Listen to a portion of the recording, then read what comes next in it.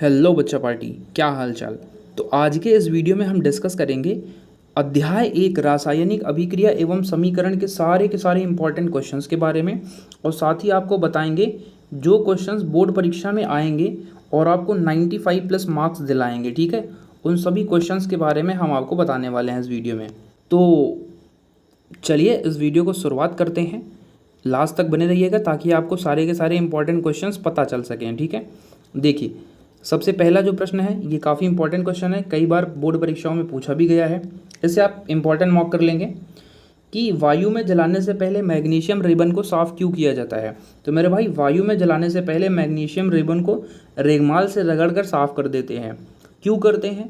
ताकि magnesium oxide और magnesium carbonate की परत जो उसके ऊपर चढ़ी थी वो हट जाए। कैसे बनी थी ये परत? तो वायुमंडलीय ऑक्सीजन और कार्बन मोनोऑक्साइड से अभिक्रिया करके ये उसके ऊपर बन गया था, रिबन के ऊपर। तो ऐसा करने से होगा क्या भैया? रगड़ के साफ करने से क्या हो जाएगा? उससे ये हो जाएगा कि मैग्नीशियम रिबन आसानी से जल सकेगा क्योंकि उसको ऑक्सीजन अच्छी तरीके से मिल सकेगी। अब जो अगला क्वेश्चन है हमारा वो क्या दिया हुआ है कि निम्नलिखित रासायनिक समीकरणों को संतुलित करिए। तो सबसे पहला जो रासायनिक समीकरण दे रखा है वो क्या दे रखा है कि हाइड्रोजन। हाइड्रोजन का मतलब होता है H2।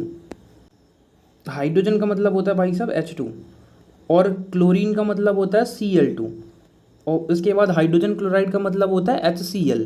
ठीक है, ये चेंजेस है इधर। तो अब बोला कि इनको संतुलित करके दिखाओ। संतुलित करने का मतलब क्या हो जाएगा? यहाँ पे 2 हाइड्रोजन है, इधर भी हम कितना चिपका देंगे 2, और 2 क्लोरीन है, 2 क्लोरीन है, सारे के सारे क्या हो गए? बराबर। अगर आपको संतुलित करने का वीडियो देखना है तो इसका मैंने लिंक डिस्क्रिप्शन में दे रखा है, आप वहाँ से सीख सकते हैं कि हम किसी भी रासायनिक अभिक्रिया को संतुलित कैसे करते हैं। फिलहाल ऑलरेडी मैंने यहाँ पर संतुलित करके रखा हुआ है इनको। ये देखिए, बेरियम क्लोराइड और Al2SO4 वाला, और इसमें 3 से मल्टीप्लाई करने पे ये भी क्या हो जाएगा? बराबर। इस सभी क्वेश्चंस को मैंने सॉल्व करवाया हुआ है उस वीडियो के अंदर, आप जाकर के उन्हें चेकआउट कर सकते हैं जिसका लिंक डिस्क्रिप्शन में दिया गया है। तो इसी तरीके से यहाँ भी ये जो क्वेश्चंस है संतुलित करने वाले, मैं इनको स्किप कर देता हूँ। हम अभी आएंगे सीधा सीधा क्वेश्चंस पे। तो जैसे यह है कि किसी पदार्थ यक्स के विलयन का उपयोग सफ़ेदी करने के लिए होता है, उसका नाम बताइए। तो सफ़ेदी करने वाले के लिए हमने पढ़ा था कि जो बुझा चूना होता है, बिना बुझा चूना, उस पर जब हम जल की अभिक्रिया करवाते हैं तो वो बुझ जाता है। तो यहाँ पर हमसे पूछा है कि वो जो पदार्थ यक्स है वो है क्या। तो हमने क्या देखा था? हमने ये देखा था कि CaO को जब हम रिएक्शन करवाते हैं किसके साथ? जल के साथ, तो क्या बनता है? CaOH का होल ट्वाइस बनता है। और वो पदार्थ यक्स क्या है? ये कैल्शियम ऑक्साइड। और रिएक्शन अगर पूछेगा तो ये कंप्लीट उसका क्या है? रिएक्शन है, जो कि यहाँ पे ऑलरेडी लिखा हुआ है। अब अगला क्वेश्चन आता है क्रियाकलाप 2 से कि भैया परख नली 1 में एकत्रित गैस की मात्रा दूसरी से दोगुनी क्यों है और उस गैस का नाम बताइए। तो देखो, यहाँ पे एक परख नली होती है जिसमें 2 भाग जल का और 1 भाग ऑक्सीजन का लेकर के उसे मिक्स करते हैं आपस में।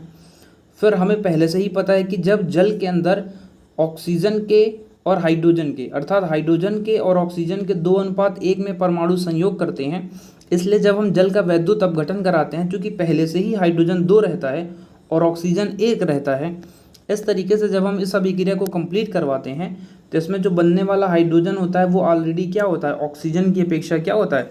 ऑक्सीजन की अपेक्षा वो होता है 2 गुना।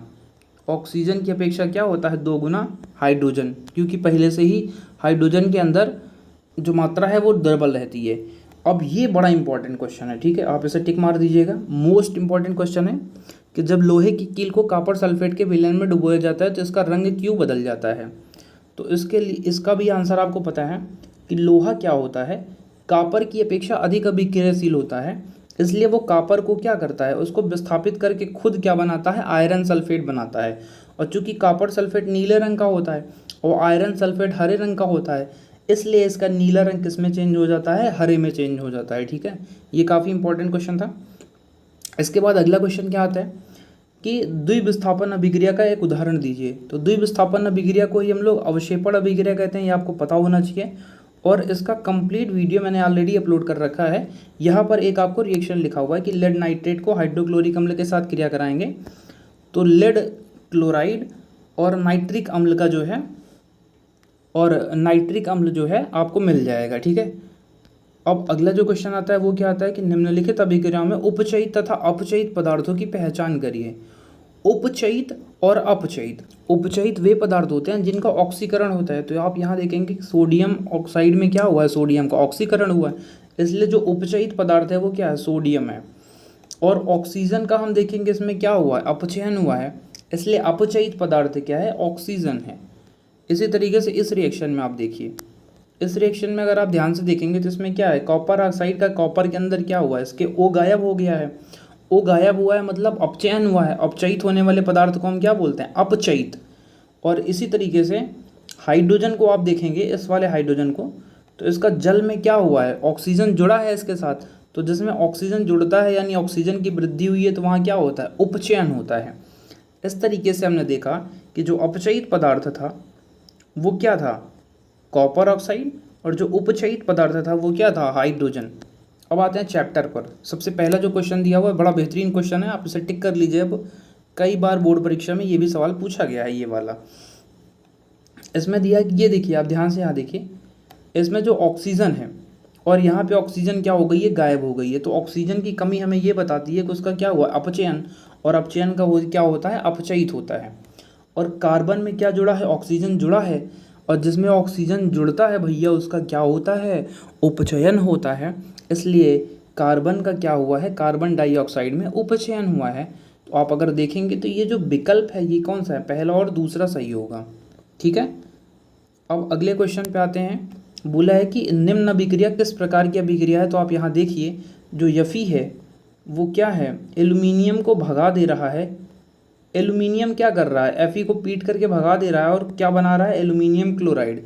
इसलिए ये कौन सी अभिक्रिया होगी, जहाँ ये पीटने वाला मामला आएगा वहाँ क्या हो जाएगा, विस्थापन अभिक्रिया। ठीक है, अब अगले क्वेश्चन पे आते हैं।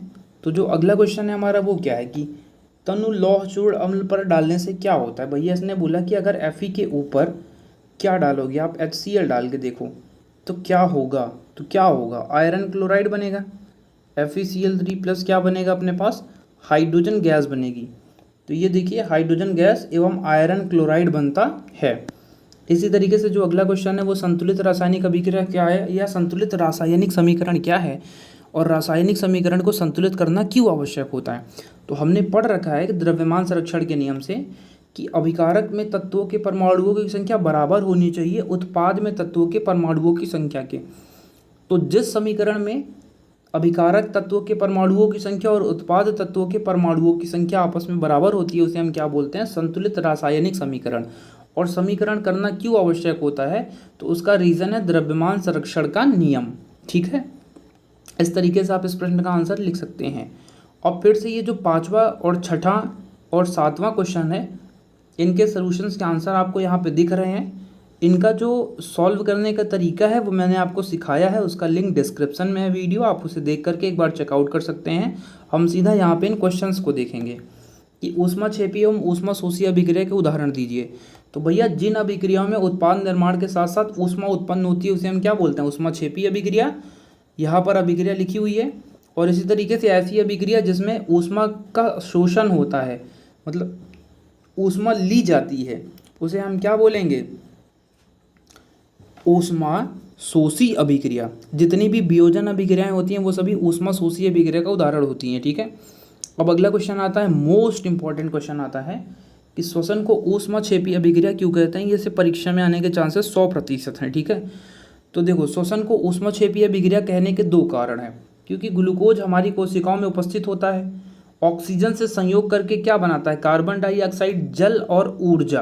कार्बन डाइऑक्साइड जल और ऊर्जा बनाता है, इसलिए हम कह सकते हैं कि ये जो अभिक्रिया है वो क्या है, ऊष्माक्षेपी अभिक्रिया है।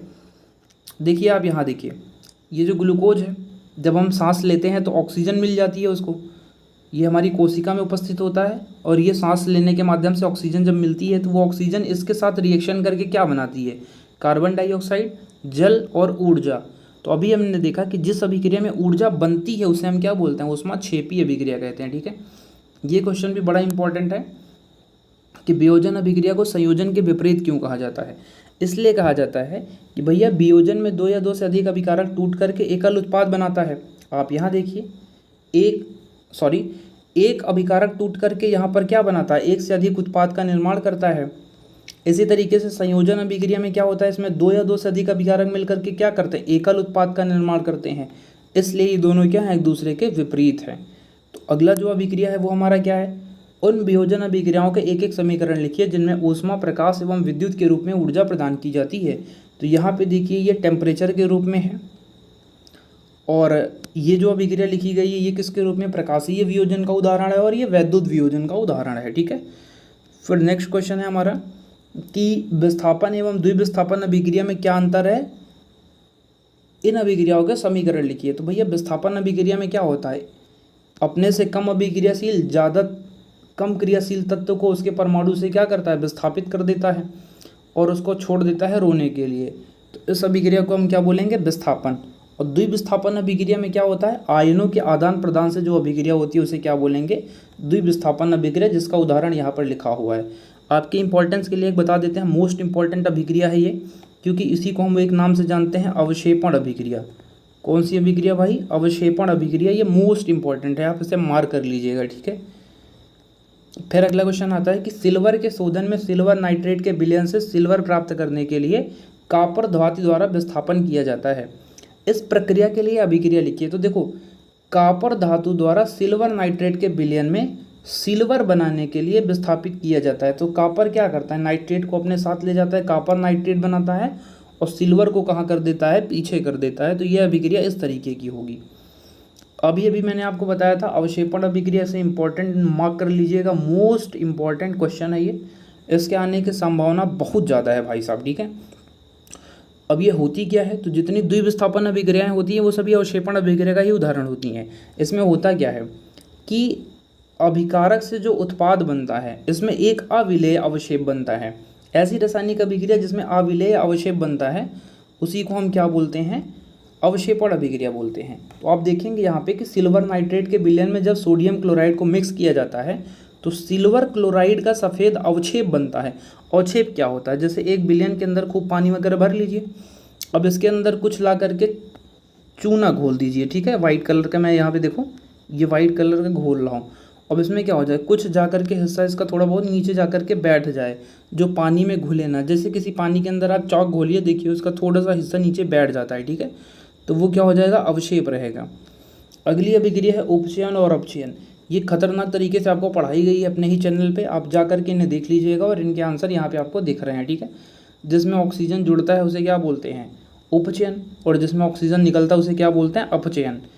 और ये जो क्वेश्चन है ये भी भैया बहुत इंपॉर्टेंट है, इसे मार्क कर लेना कि एक्स काले रंग का हो जाता है तो उस काले रंग के पदार्थ का नाम बताओ। तो कॉपर को जब ऑक्सीजन की उपस्थिति में गर्म करते हैं ना तो क्या बनता है, कॉपर टू ऑक्साइड। ठीक है, और यही वो काले रंग का पदार्थ है, कॉपर ऑक्साइड। अब ये भी क्वेश्चन आपके लिए इंपॉर्टेंट है कि लोहे की वस्तुओं को हम पेंट क्यों करते हैं, ताकि वो क्या हो सके, संक्षारित होने से हम उसे क्या कर सकें, बचा सकें और जंग वगैरह ना लगे। फिर अगला क्वेश्चन है कि तेल एवं वसा युक्त खाद्य पदार्थों को नाइट्रोजन से प्रभावित क्यों किया जाता है। तो इसका कारण यही है नाइट्रोजन से प्रभावित करने का, ताकि हम उसे विकृत गंधिता से क्या हो सके, बचा सकें। आप इस पूरे आंसर को हूबहू लिख देंगे यहाँ पे। ठीक है, इसी तरीके से जो अगले दो प्रश्न बचते हैं अपने 20वें, वो क्या है, संक्षारण और विकृत गंधिता का उदाहरण दीजिए। तो संक्षारण क्या है, जब कोई धातु वायुमंडल में स्थित आर्द्रता अम्ल के संपर्क में आती है तो उसकी परत क्या होती है, खराब होने लगती है। इसी अभिक्रिया को हम क्या बोलते हैं, संक्षारण बोलते हैं। इसमें देखिए चांदी के ऊपर कौन सी परत चढ़ती है, ये क्वेश्चन पूछता है कि चांदी के ऊपर कौन सी परत चढ़ती है, तांबे के ऊपर कौन सी परत चढ़ती है। ठीक है, ये सारे जो परत चढ़ जाते हैं उनके ऊपर, जैसे लोहे के ऊपर किस रंग की परत चढ़ जाती है, तो वो सभी संक्षारण के उदाहरण है। इसी तरीके से विकृत गंधिता क्या होता है, अब विकृत गंधिता में तेल एवं खाद्ययुक्त पदार्थों को जब हम थोड़े समय तक ऑक्सीजन की उपस्थिति में ऐसे ही छोड़ देते हैं तो उन पे क्या होती है, भुकड़ी लगने लगती है। जैसे आप कोई रोटी वगैरह बनाइए, उसको 3-4 दिन तक ऐसे ही छोड़ दीजिए, तो आप 3-4 दिन बाद उसको देखेंगे वो सब्जी वगैरह सब क्या हो जाती है, ख़राब हो जाती है, एकदम खतरनाक तरीके से, अजीब टाइप की बदबू करती है, एकदम खतरनाक। तो ये क्यों होता है, ये होता है विकृत गंधिता की वजह से। आप देखेंगे मार्केट के अंदर जो चिप्स के पैकेट्स वगैरह आते हैं उनमें विकृत गंधिता से बचाने के लिए नाइट्रोजन मिला दिया जाता है, ताकि चिप्स की थैली को लंबे समय तक भी क्या हो सके, विकृत गंधिता से बचाया जा सके। मक्खन को कमरे के तापमान पर लंबे समय तक रखने से इसका स्वाद कैसा हो जाता है, खट्टा। इससे खराब गंध आने लगती है, क्योंकि ये क्या होता है, अपचयित हो जाता है। इस तरीके से हमने देखा कि पहले चैप्टर के सारे इंपॉर्टेंट क्वेश्चंस और जितने भी क्वेश्चंस बोर्ड परीक्षा में पूछे जा सकते थे उनको कंप्लीट डिस्कस कर लिया है।